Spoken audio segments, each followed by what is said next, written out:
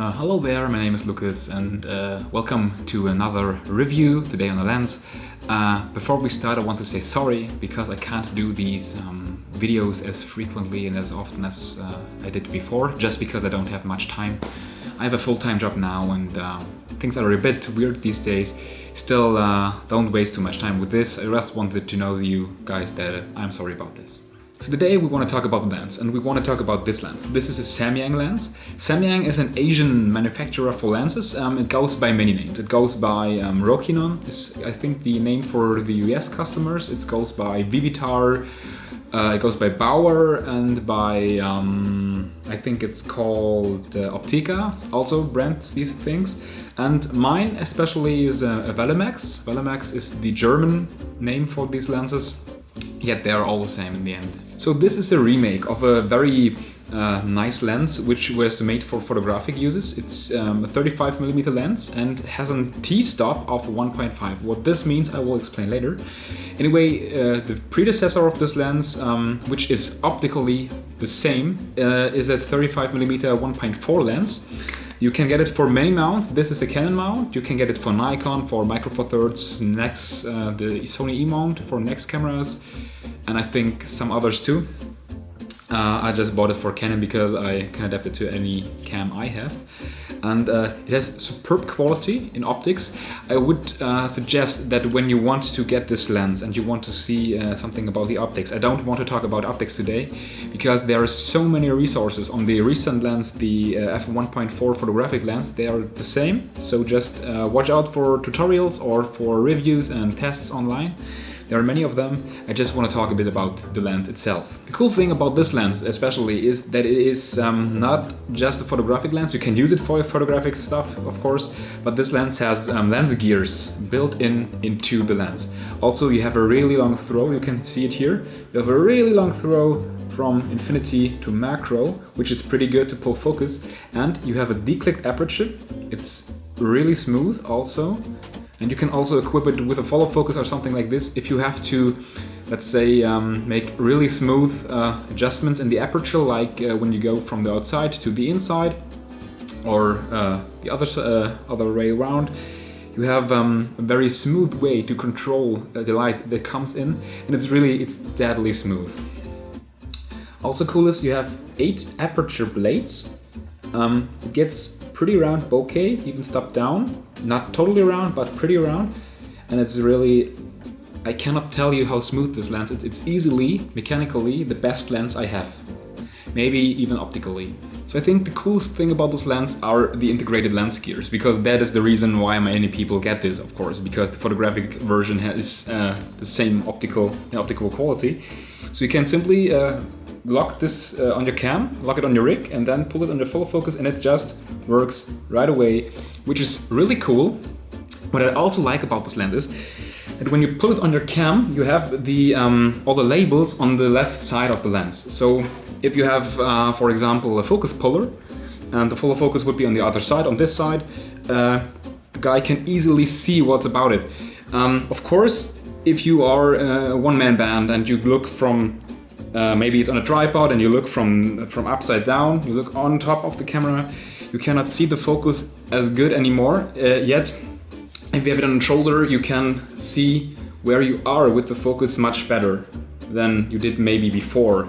Also, it's really good when you have a focus puller or when you work in a team. I really cannot tell you how smooth this is. So one of the coolest things about this lens may be the T-stop you have. On normal photographic lenses you always have the f-stop. The f-stop is actually only the focal length, which would be f, divided by the size of the entry pupil. So it's not really exact the amount of light that gets into your lens. It's only a relation between these two values, and it's always, at least I think, a bit higher. So the actual light transmission of a 1.4 lens may be 1.5 or maybe 1.6. Also depends on the glass. So with the T-stop you get the actual light transmission, and this is 1.5 on this lens, which is pretty good. You can see this on Zeiss lenses too. And when we talk about this, I watched some tests online for this lens compared to the 35mm L from Canon and the 35mm 1.4 from Zeiss. And what can I say? It holds up really, really well against these two lenses. It is not as good in the center as these lenses, but in the corners of the image, it's sometimes even better.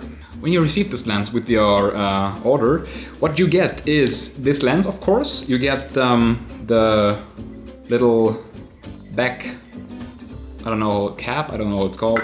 You get the front cap, of course. You get the sun hood. It's actually pretty good. You get just to get it on here, click it on, and then it sticks pretty good. And this is important. Often it's not. Yeah, of course, I do this with a lot of force. That's why it snaps out. But actually, there are many lenses where this doesn't stick that good. It sticks really good. And you get, at least I got it from Walimex. I got this little pouch. And actually, I know today that I will never use this pouch, yet it's nice to have, and it's for free. This lens is of course not perfect. What you can consider an issue is that it has breathing. Breathing is what we call, when you change the focus, you have a slight adjustment of the focal length because the front lens gets in and out. So this is usually not a big deal, but when you do some heavy focus pulls from macro to infinity, it can be visible. It's not too bad, yet that's not perfect. An internal focusing system would be much appreciated. So what can I say? I'm really amazed of this lens. I like it really a lot. I will use it on several shoots, I think. It's a bit pricey, at least for people who are on a low budget. I paid around 450 euros. I think you can get it for 400 to 500 dollars or whatever location you're in. I actually think if you don't need the gears integrated, if you don't need the very smooth integrated declayed aperture, just get a photographic version, because optically it's the same and it's usually a bit cheaper. Yet this lens is amazing in quality and everything, and I'd recommend it right away. Maybe buy it or not. It's a great lens, just so you know. The mechanics are outstanding for photographic and also video work, and yeah. I don't regret the buy 1 second.